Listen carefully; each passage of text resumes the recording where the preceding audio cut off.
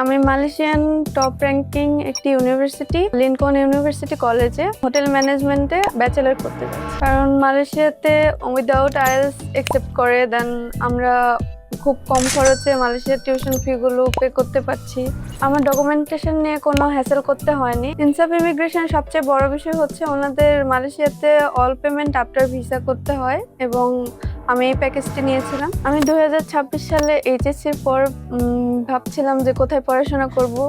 তো আমি পরবর্তীতে সিদ্ধান্ত নিলাম যে আমি দেশের বাইরে পড়াশোনা করব, কিন্তু কোনটা আমার জন্য পারফেক্ট ডেস্টিনেশন হবে আমি সেটা বুঝতে পারছিলাম না।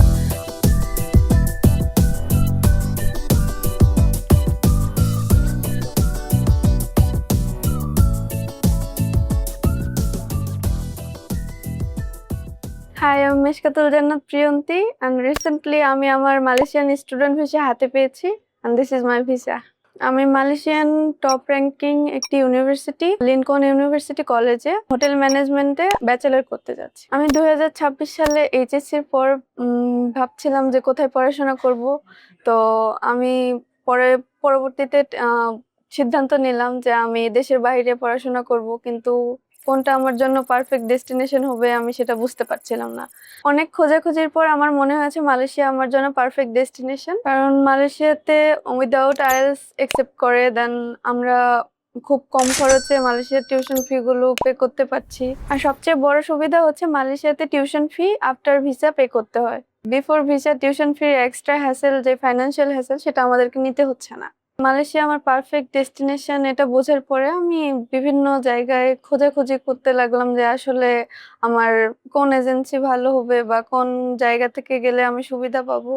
তো আমার অনেক স্ক্রলিং করলাম ফেসবুক, ইনস্টা, করার পরে আমি ইনসাফ ইমিগ্রেশন আমার সামনে আসলো। তাদের সাথে কথা বলার পর আমি নিজের মধ্যে অনেক আত্মবিশ্বাস খুঁজে পাচ্ছিলাম, অ্যান্ড তাদের কথার মধ্যে অনেক ট্রান্সপারেন্সি অ্যান্ড ট্রাস্টেবল ছিল, তাই আমি ভরসা করতে পেরেছি। আমার ডকুমেন্টেশন নিয়ে কোনো হ্যাসেল করতে হয়নি। আমি শুধুমাত্র আমার পাসপোর্ট এবং আমার এইচএসসি এবং এসএসসি সার্টিফিকেট গুলো দিয়েছিলাম, বাদবাকি সব ওনারাই কমপ্লিট করে দিয়েছে।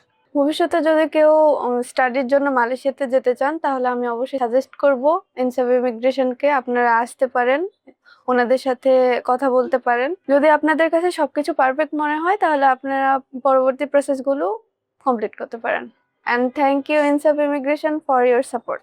ইনসাফ ইমিগ্রেশন সবচেয়ে বড় বিষয় হচ্ছে ওনাদের মালয়েশিয়াতে অল পেমেন্ট আফটার ভিসা করতে হয়, এবং আমি এই প্যাকেজটি নিয়েছিলাম। সো বিফোর ভিসাতে আমাকে কোনো পেমেন্ট করতে হয়নি, যা পেমেন্ট করেছি সব আফটার ভিসাতে। ইনসাফ ইমিগ্রেশনের সাথে আমার জার্নিটা অনেক ভালো ছিল। মালয়েশিয়াতে আমার আগামীকাল ফ্লাইট, সো আপনারা আমার জন্য দোয়া করবেন।